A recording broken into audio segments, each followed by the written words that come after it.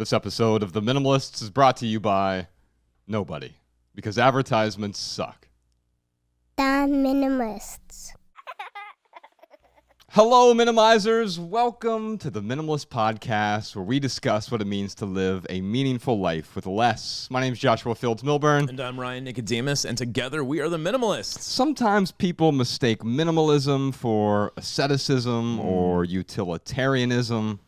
But simple living isn't about austerity or deprivation. As minimalists, we've discovered that beauty is essential. And it's an essential part of life.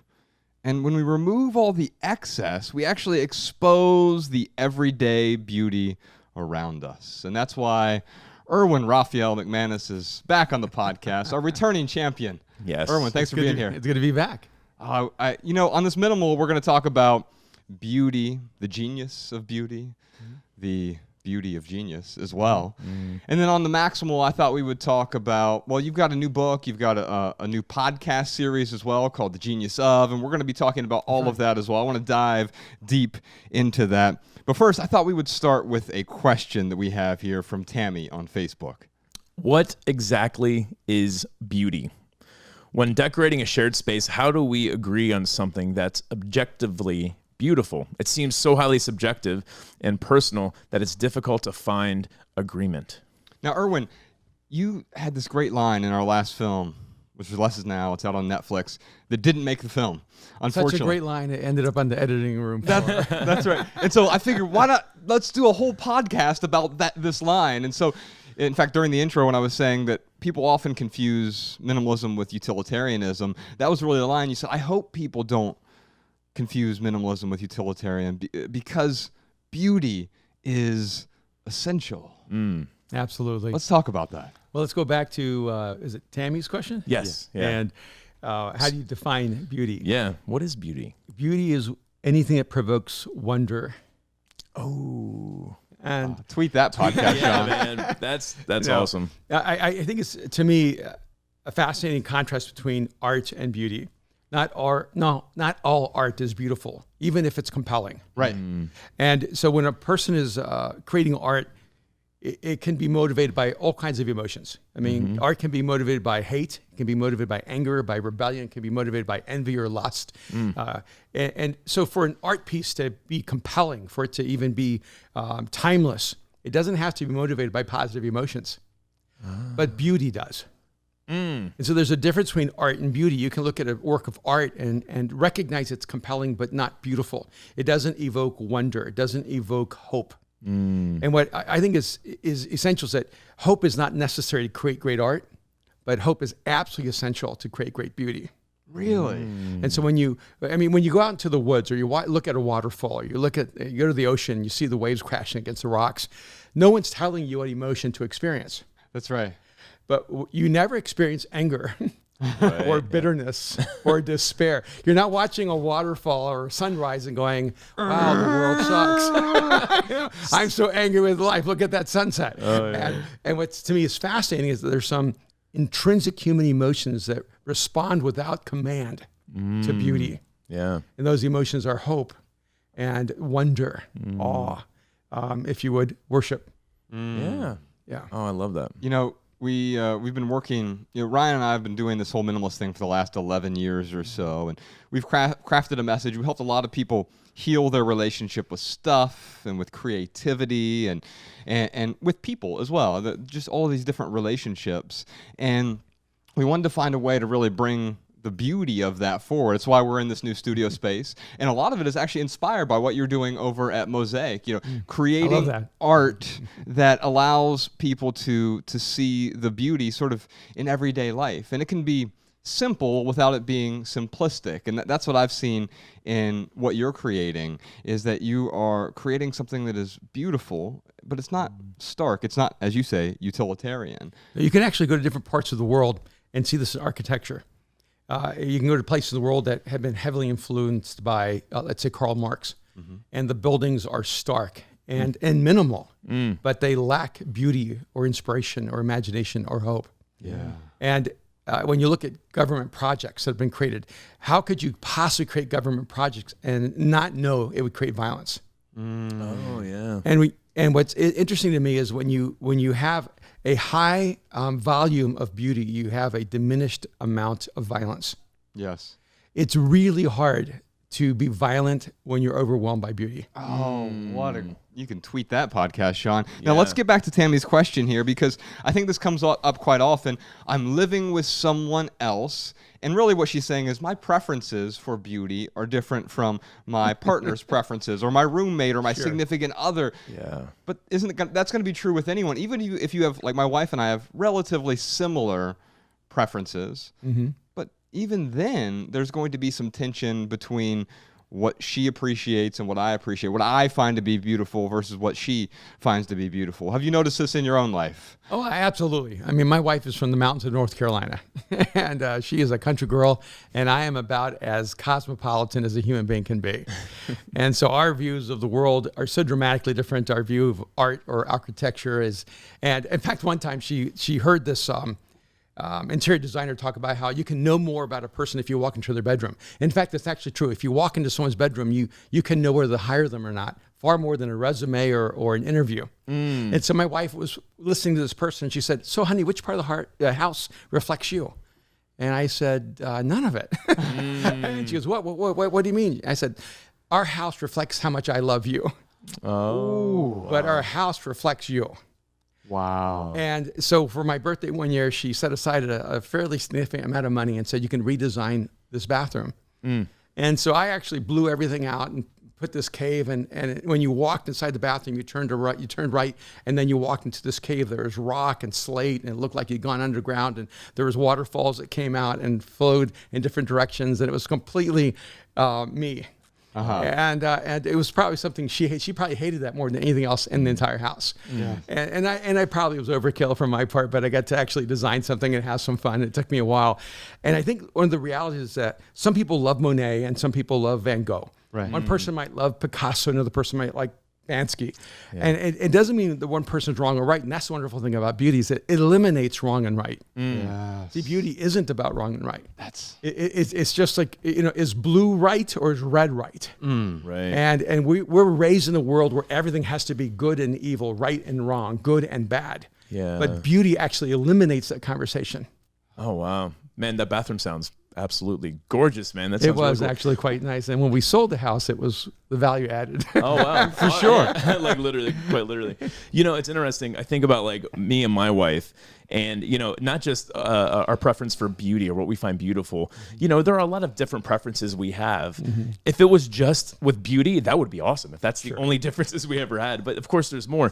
But like you said, you know, I try to go out of my way as much as possible to allow her to express herself because I do love her so much. And she goes out of her way to do that for me too in different areas. So yeah, I mean, I think with any relationship, whether it's a friendship, whether it's a romantic partnership, you know, you've got to allow room for each other's preferences. And that's where, you know, maybe Tammy needs to, I don't know, just kind of look at it a little bit. How much are you opening up your partner's, supporting your partner's preferences? How much are they supporting your preferences? Yeah, I think some of it though is also you have to cultivate an awareness of beauty. It's just like you cultivate an awareness of good food. When Kim and I were young, we ate at a lot of places we would never eat now. And, in fact, we sometimes think, how many times did we eat that fast food? Because that's what we were raised on. Right. You know, and as we matured and grew and had different experiences, we could never go back to some of those places because all we could do is taste the grease. Right. All you can do is taste the salt. Yeah, right. And so ironically, sometimes people think they get the less is wrong. The less is more wrong because McDonald's may seem like less, but it's actually not. It's way more. Yeah. Right. It's more of all the things that are killing us. Yeah, you don't want. way more of the wrong things. Yes. You know, and it's interesting how people say, "I don't like this," and then you ask them, "Well, what happened when you tasted it?" "Oh, I've never tried it." And there's a difference between I don't like it and I don't know it. And for many people, I don't like it means I don't know it. I don't know it is I don't like it. Yeah. And so I'm afraid of it. yeah. Well, it's funny. People say that about LA all the time. Oh, LA's so, I can't believe you live out in crazy land and LA's so nuts. I'm like, oh, really? Like, when did you visit? Oh, I've never been. Right. But so pressing too difficultly, I think too intensely in this, ignorance is an enemy of beauty. Ooh. And Sean, tweet that. Yeah. so my wife hated oysters, and she hated oysters because she had never tried one. And it was probably maybe 5 years ago. She was, I'm 63 now. So she was probably 57 years old. The first time she was willing to try an oyster. And I love raw oysters, and she'd always just be so disgusted by it. And then one day we're on the coast, and she goes, okay, I'll try one. I don't know what happened. Maybe it was my birthday. She just thought it'd be fun. She tried an oyster. I set it up for her. I put it together just All right. the fixins. Yeah, man. And that's important. When she ate it, you could just see something erupt inside of her. She goes, "This is my favorite food in the whole world." I go, "How did it go from I hate oysters, I will never try one, to this is my favorite?" And of course, it ruined my life because now I had to share.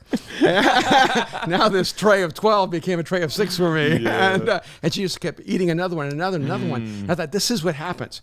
See, ignorance is an enemy of beauty because oftentimes we don't actually know what we're rejecting because we're afraid to experience the new. Yeah. And I think a part of what keeps us open to beauty is an endless curiosity and openness to try new things, to experience life in a new way. Oh, man. That's awesome. Tammy, I think there's an important lesson in this is also understanding it sounds like your preferences have probably changed a little bit recently. Maybe you're stumbling down the minimalism rabbit hole, you're letting go of stuff, and the things you thought were beautiful are actually not beautiful to you anymore. But guess what? It took a while for you to get there. And expecting your partner or roommate or whomever to change in 24 hours is also an unrealistic expectation. We have a question here from Corey in Virginia. My question today is actually for my sister. She has begun her minimalist journey, and she loves interior design. It's one of her passions. She loves, redoing rooms and decorating and all that stuff. So how can you implement minimalist lifestyle while still being able to design your home? So, Corey, thankfully we're here with someone who really appreciates interior design. Every time I go over to Mosaic, it's one of the most beautiful places I've ever been. Oh, man. And part of that is it's beautiful the way that an art museum or a gallery is beautiful. Quite often we walk into these spaces and they seem empty-ish at first until you realize, no, it has everything that is essential, everything that makes it beautiful. Sometimes the bones are the beauty of the thing, and then everything within it serves a purpose. It accents the space. There's a beauty in the having less. Absolutely. Corey, there's no contradiction. When you're saying she wants to be an interior designer and then she's trying to be a minimalist, I'm going, all great interior designers are minimal. Yeah. They actually ask the question, what's the least amount that creates beauty in this space? Right. People who are terrible at interior design move toward clutter. They're the ones that have way too many pillows. So it's like, the 20 pillows is not interior design. Right. That's covering up something in a way, right? And so by adding more and more, and it's funny because remember we went to the Stall House a few years ago? Oh, yeah. Have you ever been up to the Stall House? I don't think so. It's up in the my Hollywood goodness. Hills, and it's gorgeous. And they have all this really nice furniture. Most of it's with design within reach. But you could go buy the same furniture and not get the same aesthetic, right? Because someone has very carefully curated exactly what goes where and thought about it. It's not about simply buying the thing. I think quite often we try to consume beauty. We try to purchase beauty. And while we can buy certain things that will augment or enhance the beauty of something, it can't simply be purchased alone, right? Yeah, great interior design leaves room for the human experience. And so if you don't factor in how the humans fulfill the space, you've already over-designed it. Ooh. Man, tweet that podcast, Sean. And so you look around at this space and you have this beautiful backdrop. But really what makes it beautiful is that she didn't feel it was necessary to fill every space. Yes. Yeah. And so the spaces speak. And I'm not really sure why, but when I was really young, my name's an alias, so I always struggled with connecting to my name. And then when I had to sign my name when I was young, I didn't really know how to create a signature. And so it's probably in my teenage years, I decided that I would create and craft my signature based on the spaces in between the lines. And what no one knew was my signature was not the lines I drew, but the spaces in between the lines. And I think that really a huge part of aesthetic is to understand the spaces in between the lines. it's not just what we put there, it's what the spaces in between say.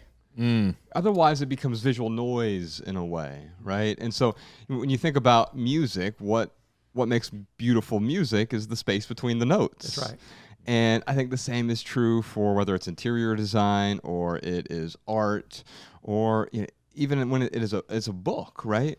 It's what are we saying between the lines? Yeah, absolutely. Even when in communication, it's the power of silence that actually makes communicators great. Yeah. When they somehow stop and there's a silence and all the thoughts that have been pressing inside of you are now catching up to you, and that person's giving you room to inhale.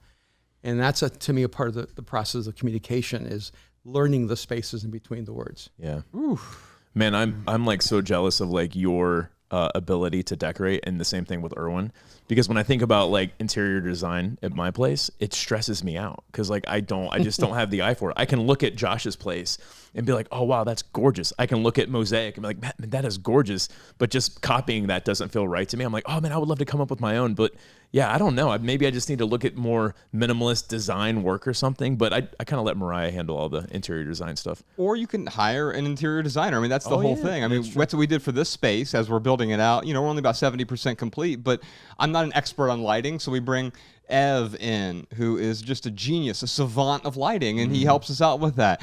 We brought in Beulah, who did these beautiful paintings, but she also is helping out with the rest of the space. She picked out the paint and the sound panels and the couch and the credenza and all of these things, but she also really understands what isn't here, what shouldn't go here, so to speak, right? Yeah. Because it's just going to clutter up the space. It's going to, if we bring in the wrong things, it will take away from the beauty of the space. And I think quite often, the average house has 300,000 items in it. No wonder we're so stressed out and things don't feel beautiful to us. We've covered up the beauty that is sort of pre-existing. And by getting rid of that excess, we are all of a sudden uncovering some of the beauty. Corey, I'd love to send you a couple tickets. Maybe bring your sister on out to our Washington, D.C. event. TK Coleman is going to be there with us in Washington, D.C. He'll be with us in a few other cities as well. We're going to 20 different cities. It's called the Love People, Use Things Tour. We're going to do a minimalism talk. We're going to do a live version of the Minimalist podcast, a book reading, Q&A, all kinds of fun stuff. Every major city across the U.S., we're going to be there, and Canada as well, Toronto and Vancouver. So come on out, theminimalists.com/tour.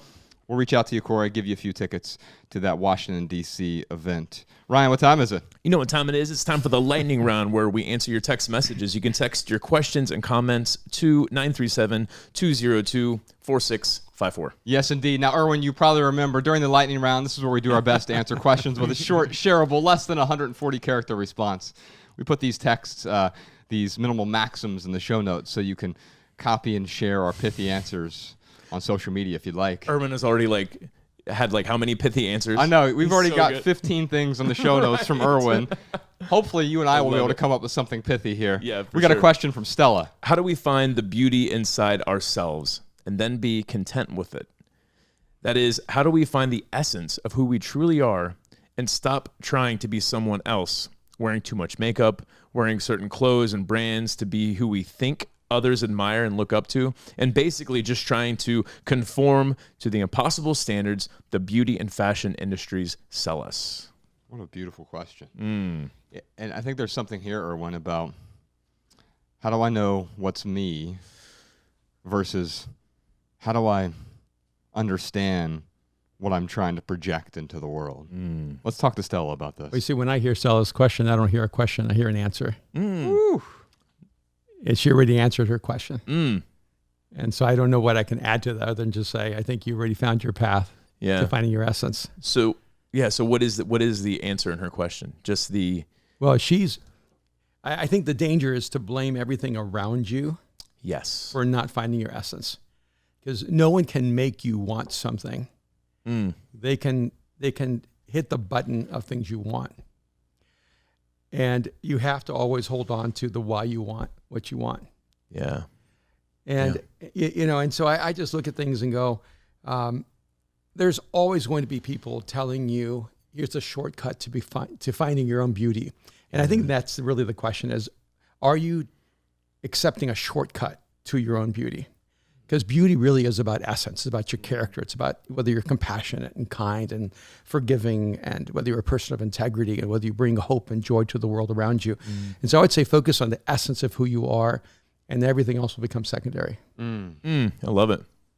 That's beautiful. Podcast, Sean. There's about 3 or 7 things you can Yeah. tweet in. I got some pithy for you real quick, and I think it's mainly just echoing what Erwin has already said. Are you wearing that T-shirt, makeup, and jacket for you, or are you wearing it to meet someone else's expectation? Because if you are wearing everything for someone else, if you're doing everything for someone else, no wonder there's so much discontent, so much anxiety, so much tension inside, because well, you're not doing it for you in the first place. Yeah. I mean, really, I feel like the only expectations that I need to meet personally are my own. Like, those are the first expectations to meet, and then look outwardly. But if you can't meet your own expectations, then you're certainly not going to find other people's expectations fulfilling. And if indeed are your expectations even yours, right? Yeah. Because there are all these sort of mimetic expectations that society has thrust upon us. Well, you are supposed to, as Erwin said earlier, here's what you should do. You should buy a house when you're 25. You should get married at this age. You should go to college. You should. And some of these things will certainly improve your life. But is this actually is this the path you want to take? Yeah. Or are you running down a path and at the same time running away from yourself? Yeah. All right, my pithy answer is this. The path to misery is paved with comparison. And we live in a world today where we are constantly comparing. We have these comparison machines in our pocket. So, if Stella here is finding herself filled with other people's expectations, I would ask her, like, well, what kind of entertainment are you taking in? How much social media are you looking at? Not only that, but like magazines or TV shows. I mean, I realized when I first started this minimalism journey how much reality TV affected me, how much GQ magazine affected me. I had no idea until I started looking at these things. So I had to cut out a lot of the entertainment I was consuming because it was creating these desires that really weren't my desires. That's right. Well, we got so much more to talk about. But first, Ryan, you got something for us? Yeah, man. Here are some voicemail comments and insights from our listeners. Check them out. Hey guys, my name is Jenny and I'm calling from Sheboygan, Wisconsin. I wanted to share a tip and trick with minimalists that have a family. My husband and I recently became a family of 3, welcomed our son Micah into the world 6 months ago.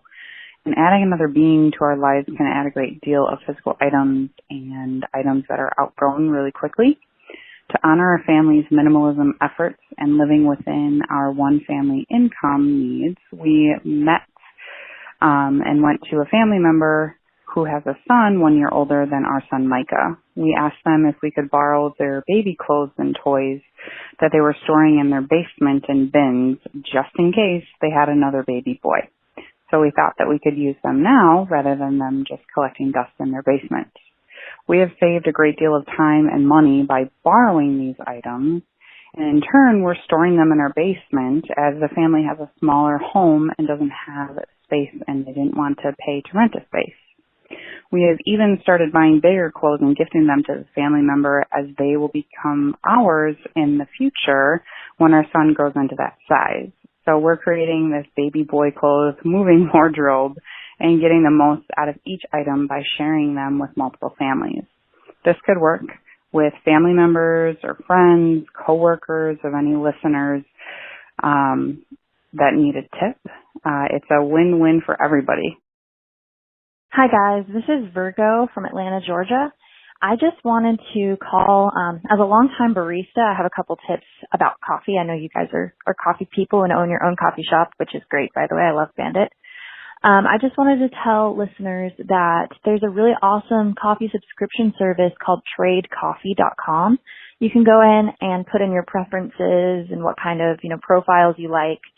And you can put in, what your brewing method is or whatever, and they will customize kind of, what coffee to send you and how often. You can tell them if you want it every week or every 2 weeks like I do, or every month, or however often you want to receive your bag of coffee. It's great, roasted to order, specialty coffee, and I have gotten a lot of value out of it. Every bag is between $18 and $22 usually. So it's about what you would pay at a specialty shop for a bag of coffee, and you can find new roasters to support, which is awesome. The other thing I wanted to share is TerraCycle.com, which is a service where you buy basically like a box, and then you fill it with your used coffee bags, and they will recycle them for you. And, you know, anybody who drinks a lot of coffee knows, like, it sucks to throw away all those bags. But, you know, what are you going to do with them, right? So you can recycle them with this service. It's a bit of an investment. Usually it's like $35 for a small pouch, or you can go bigger. I think the biggest option is like a pallet, which is $899 if you want to do that. But yeah, it's just an option for recycling those bags. Thanks, guys.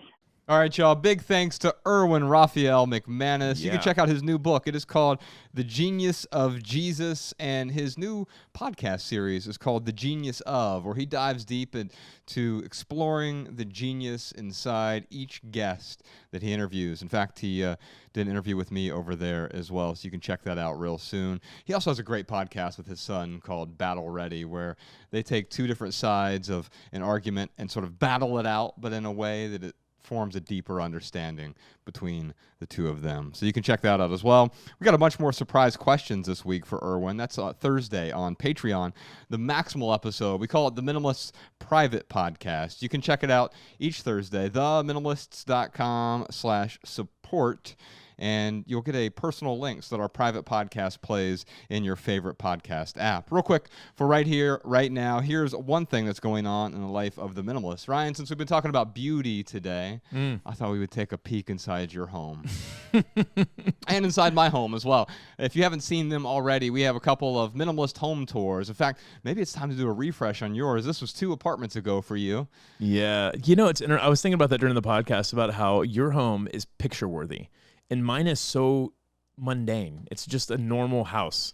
Like, people would walk into my house and they wouldn't be like, look at all this minimalist design. They would just be like, oh, wow, like Mariah and Ryan keep things really tidy. So it's like, I don't know. Long story short, I don't think it's very photogenic, but if you want to do it, man, I'm totally willing to do it. Well, check it out. It's theminimalists.com/resources. That's our resources page. A bunch of free resources there. We have a minimalism calendar. We have the home tours. We have the values worksheet. We've got our Simple Sunday email newsletter. You can find all of that on our website, theminimalists.com. Just click resources there at the top. For our added value this week, Ryan, since we've been talking about beauty, this might be, if it's not my favorite song, it's certainly one of my favorites. It's one of the most beautiful songs that I've ever stumbled across.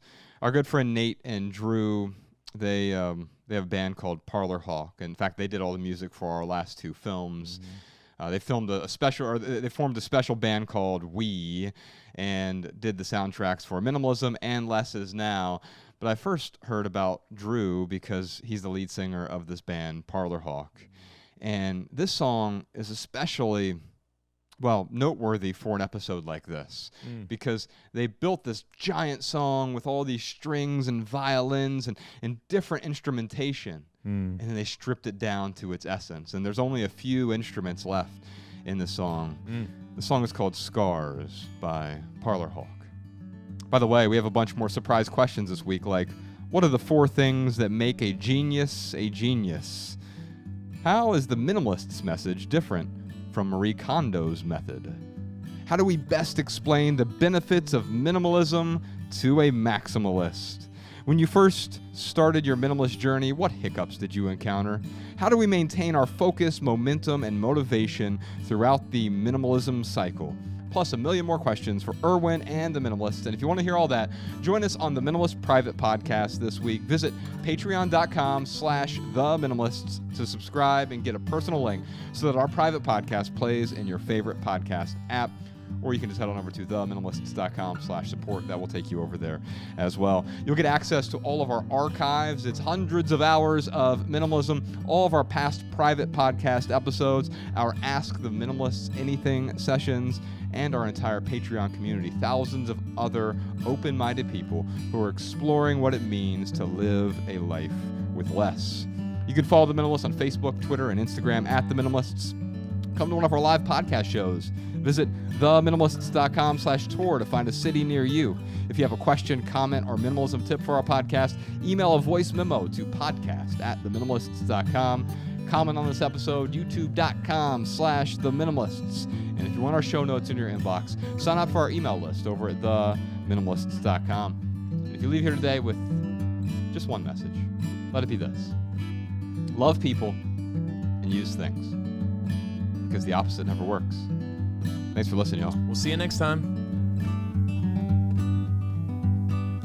Every little thing you think that you need, every little thing you think that you need, every little thing that's just feeding your greed. Oh, I bet that you'd be fine without it.